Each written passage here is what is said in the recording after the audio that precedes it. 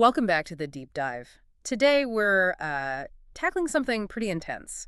We're looking into a set of sources that make a really provocative claim. Extremely provocative. The central source is authored by someone calling themselves the most holy destroyer of the Demiurge's Hypnosis AntiChrist. Quite the title. It certainly is, and their core assertion is, well, startling. That many familiar, organized religious practices are basically indistinguishable from clinical hypnosis and mass psychological manipulation techniques. Yeah, and just to be clear up front, our goal here isn't theological debate. We're not judging anyone's faith. No, definitely not. We're strictly here to unpack the mechanics of deception and psychological programming as alleged by this author. It's an analysis of the how, not the what of belief. Right. And the author frames this not just as opinion, but as a direct comparison. They line up church practices against techniques from stage hypnosis, NLP, mass psychology. Things that are, well-documented psychological tools. Exactly. And the core thesis, operating within this author's specific worldview, is that what many people experience as an encounter with God is actually A psychological operation. Yeah. According to the source, it's orchestrated by what they call the Demiurge, this sort of false creator-god figure from Gnostic thought. Okay, the Demiurge. So in this view, a lesser, maybe even malevolent entity. That's the idea in Gnosticism generally. A flawed creator of a flawed world who uses illusion, in this case, false religion, to control humanity. And the purpose of using these, well, hypnotic techniques. It's supposedly necessary because the doctrines themselves, things like the Trinity or the concept of a God-man, are presented by the author as fundamentally illogical. So the argument is a rational mind wouldn't accept them freely? Precisely. So you need techniques to bypass reason, to sort of implant these ideas directly when the critical thinking part of the brain is offline. And the source makes a point of saying this isn't just about adults. It specifically mentions children. Yes, calling them the perfect soil for suggestion. It highlights the long-term kind of generational aspect of this alleged programming. We're looking at how, according to this author, people might become, well, puppets. A really challenging idea. Okay, so where do we start with the analysis? The source breaks it down. It does. Yeah. It starts with what it calls loud hypnosis. Think high-energy, charismatic services. Right. So if you've ever been to one of those big modern church services, maybe with a rock concert feel, lots of emotion, this section claims it's often not spontaneous. No, the author argues it follows a very tight, calibrated script. It's presented as a psychological operation, not a genuine move of the spirit. And it starts before the main sermon or prayer time, doesn't it? With setting the scene. Exactly. Phase one is engineering the atmosphere. The goal, quite simply, is to switch off critical thinking before any supposed miracle or big emotional moment happens. It's pre-trance conditioning. How do they do that? The source is specific. It starts with the music. Musical programming, yes. And it gets really technical here. It points to the use of very simple repeating chord progressions. Like the IV sequence. That's the one they cite. It's Yeah. sometimes called the four-chord song progression. It's the backbone of countless pop hits. Pachelbel's Canon, and yes, a lot of contemporary worship music from well-known groups. Why that sequence? What makes it so effective? Well, it creates this cycle of tension and resolution that feels very familiar, almost universally resonant. It pulls you along emotionally, but sort of never fully lands, keeping you engaged. It's comforting, but also expectant. So the structure itself is kind of emotionally leading, but the source points to something even more specific, the tempo. Ah, yes, the tempo. Usually around 60 to 80 beats per minute, according to the analysis. Then why is that significant? Because that 60-80 BPM range lines up almost perfectly with alpha brainwave frequencies. Alpha waves. That's like relaxation meditation state. Exactly. Relaxed wakefulness, light meditation, and crucially a state of heightened suggestibility. So how does the music actually induce that? Is it brainwave entrainment? That's the term the source uses. Basically, your brain has a natural tendency to synchronize its own rhythms with strong external rhythms. It's a documented phenomenon. So the constant slow pulse of the music is literally physiologically nudging your brain towards this more relaxed, suggestible alpha state. That's the claim. It's presented as a mechanical process, using sound to ease the listener into a light trance, often without them being aware it's happening deliberately. Wow. Okay, so the music is working on the brain chemistry. What else? The visuals? Yes, the lighting design. The source calls this attentional tunneling. Attentional tunneling. How does that work? Think about the typical setup. The main house lights are dimmed way down, maybe almost dark, but the stage, the pastor, the musicians, they're hit with bright spotlights. Right, you see that a lot. This suppresses your peripheral vision. It literally narrows your focus, creating a visual tunnel. With less other sensory input coming in, your mind has less to process, less to question. So verbal commands, suggestions, they land more directly. That's the idea. It reduces sensory noise, making you more receptive to the focused input from the stage. Very similar to how theaters or concerts are set up to maximize absorption. Okay, music, lighting, and then there's the expectation setting, the priming, like playing testimony videos beforehand. Exactly. Showing videos of past miracles, people getting healed, and then the pastor comes out saying things like, God is moving. Last week, 10 people were healed right here. Get ready. That sounds like setting the stage. The source calls it a hypnotic preset. Yeah. It's a direct suggestion, priming the subconscious mind to expect and even execute a similar result. You're being told what's going to happen, what you should feel. Group dynamics play a huge role here, too. So the atmosphere is engineered, the brain is kind of tuned, focus narrowed, expectations set. Now what? The actual induction. Now we move into hypnotic induction. This is about fatiguing the conscious critical mind, primarily through rhythmic repetition. Think about singing the same simple chorus over and over and over, or the pastor using short, punchy trigger phrases repeatedly like receive or fire. It's hammering it home. Yeah. The conscious mind gets tired of analyzing the same simple inputs. Like, it just gives up trying to make sense of it after a while and sort of steps aside. And that lets the commands slip past. Directly into the subconscious, bypassing critical analysis. It's a known psychological mechanism overwhelming the analytical function with repetitive, simple input. Similar to using a mantra in meditation, but here, the source claims it's weaponized for suggestion. Okay, and this is where the physical element comes into touch and suggestion, like laying hands on the forehead. Right, the pastor placing hand on the forehead, maybe applying just a slight pressure or push backwards. Why the forehead? It's a sensitive area, and even a small, unexpected backward push, especially when someone is already emotionally heightened and maybe unsteady. It throws off their balance. Exactly. It triggers a natural reflex to lose balance. The source explicitly compares this to shock inductions used in stage hypnosis. A sudden physical surprise coupled with a command, fall, can momentarily bypass cognitive control. So the person feels this overwhelming force making them fall? But the source argues it's just physics plus suggestion. They obey the implied command to fall because their balance is already compromised and they're highly suggestible. And this leads to the big visual, being slain in the spirit. The ultimate display of surrender in that context. And the source notes, interestingly, that falling backward is even linked in some interpretations of Scripture, what the author calls forged scriptures, to judgment or being overcome by divine power. So there's even a supposed theological justification layered on top of the physical act, reinforcing the significance of the surrender. But psychologically, the real power here, according to the analysis, is group pressure. The Ash conformity experiments come up here, right? A key reference. Those experiments showed people will literally deny what their own eyes are telling them, just to fit in with the group's incorrect answer.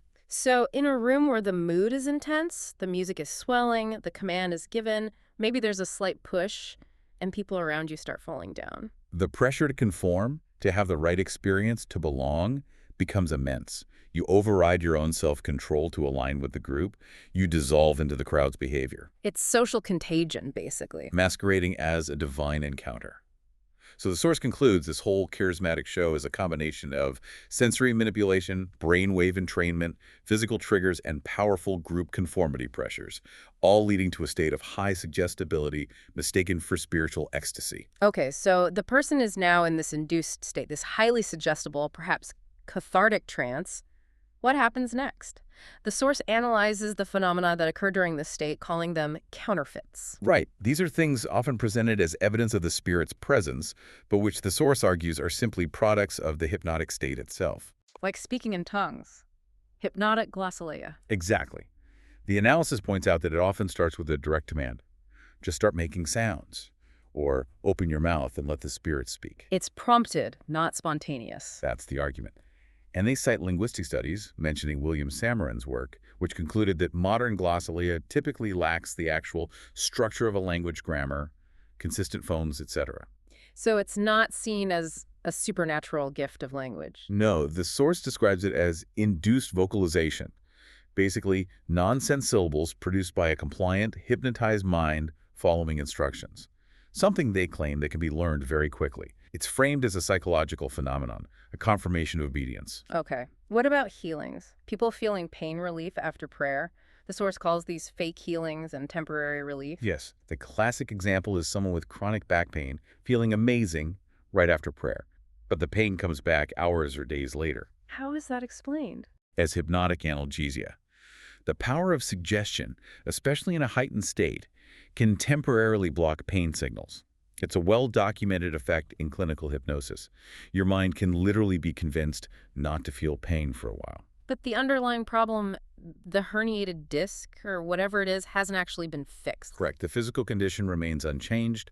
The relief is purely temporary, generated by suggestion. And the source adds a darker layer to this. Yes, within its theological framework, it suggests that this temporary relief might even be a tactic by demonic forces, permitted by the Demiurge, to secure trust.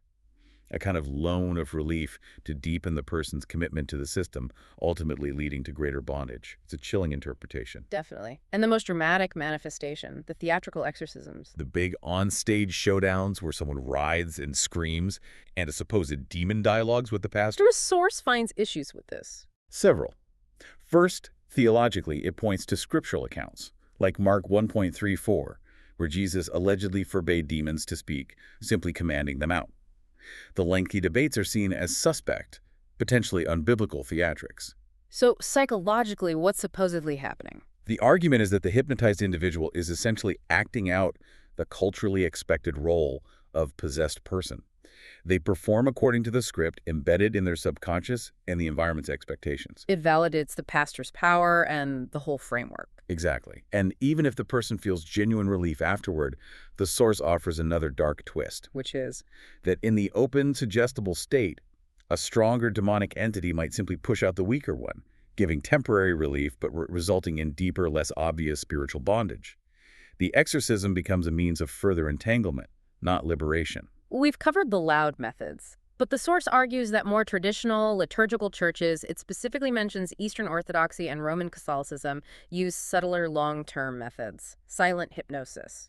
Right. This isn't about shock induction. It's about slow, steady conditioning over years, often starting in childhood. Yeah. The control weapon here is ritual and tradition itself. How does ritual become hypnotic? Through the hypnosis of ritual.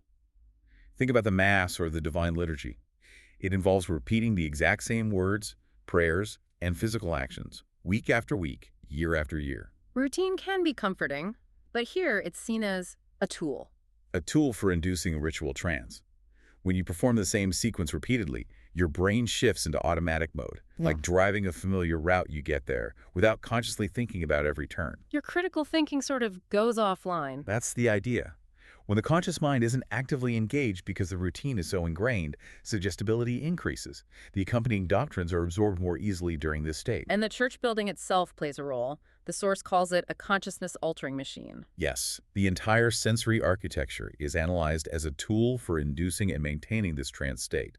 It uses a combination of sensory input and sometimes deprivation. Can you give examples? Sure. The source points to monotone choral chant. Like the charismatic music, it's auditory entrainment, but much calmer.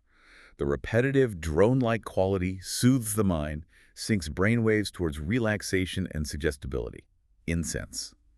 This is powerful because smell bypasses the brain's logical processing centers and goes straight to the limbic system, the seat of emotion and memory.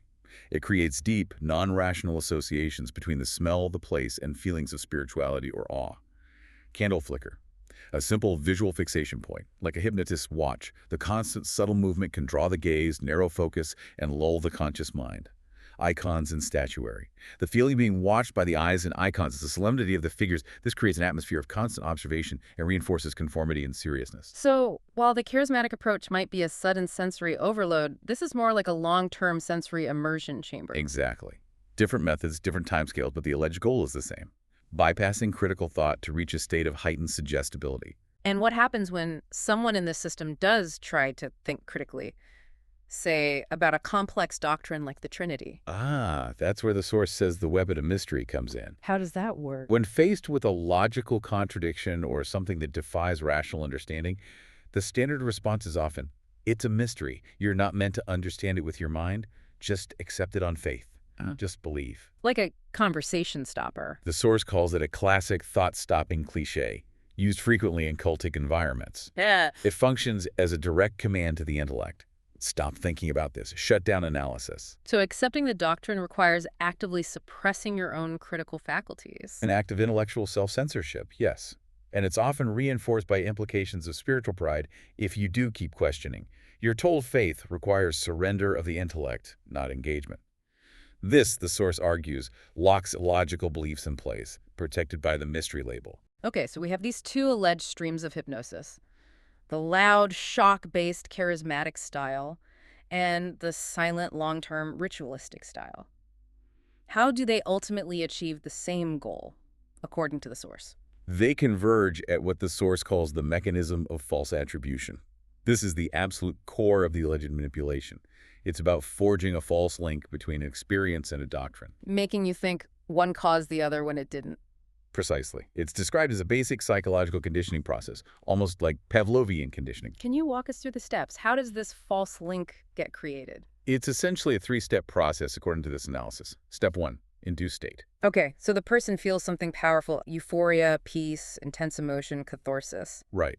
But crucially, the source argues this feeling was generated mechanically by the music's BPM, the repetitive chanting, the focused lighting, the incense hitting the limbic system, the group pressure, a physical touch.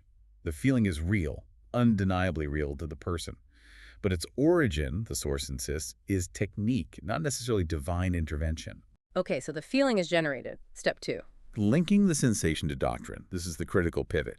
At the exact peak of that induced feeling, the moment of highest emotional intensity and suggestibility, the pastor, the priest, the liturgy, the song lyrics, attributes that feeling to a specific theological concept. Third example. This incredible peace you feel, that's the Holy Spirit confirming the truth of the Trinity. Or this warmth flooding you is Jesus confirming his real presence in the Eucharist. The mechanically induced feeling is immediately given a specific doctrinal label. And step 3 is the brain locking that connection in place. Classical conditioning. Exactly. The brain, just following its natural laws of association, creates a strong neural pathway, euphoria. This specific doctrine, it doesn't consciously register, oh, that feeling came because the music hit 70 BPM and the lights were dim. It just registers. Feeling X happened while doctrine Y was presented. So the doctrine gets welded to the positive feeling. Indelibly welded. From that point on, the person isn't just defending an abstract theological idea based on history or logic. They are fiercely, viscerally defending their own positive, cherished experience. Because attacking the doctrine feels like attacking their personal, meaningful moment. Precisely. It bypasses intellectual objections entirely. Any cognitive dissonance about the doctrine's logic gets drowned out by the memory and the lingering emotional resonance of that induced state. You protect the doctrine to protect the good feeling associated with it.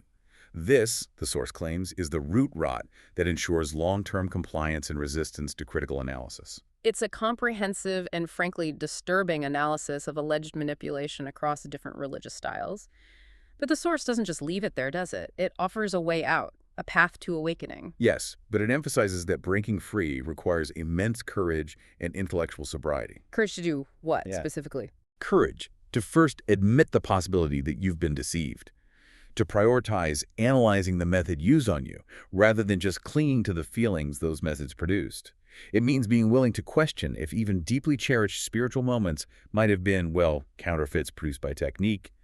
That takes guts. It certainly does. So what are the practical steps the source recommends for someone wanting to break free? Step 1 is immediate and non-negotiable. Physical and mental distance. Get out of the environments that trigger these hypnotic states. Whether it's the high-energy charismatic service or the repetitive traditional ritual. Both. The source is adamant. Truth requires a sober, clear mind. It cannot be found reliably, it argues, in altered states induced by external manipulation.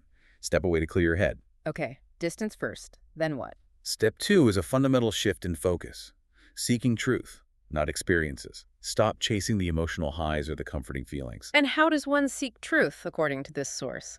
It specifically advises immersing oneself in what it calls the authentic scriptures, naming the gospel of the Lord preserved by Marcion. Okay, we need context there.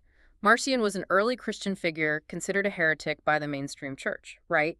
He rejected the Old Testament God. Correct. He saw the God of the Old Testament as the flawed Demiurge, distinct from the true, loving Father revealed by Jesus, whom Marcion called Christos. So, by pointing to Marcion's gospel, the source is essentially saying, read the story of Jesus without the interpretive lens of the established churches, which, in the author's view, wrongly conflated the Demiurge with the true God.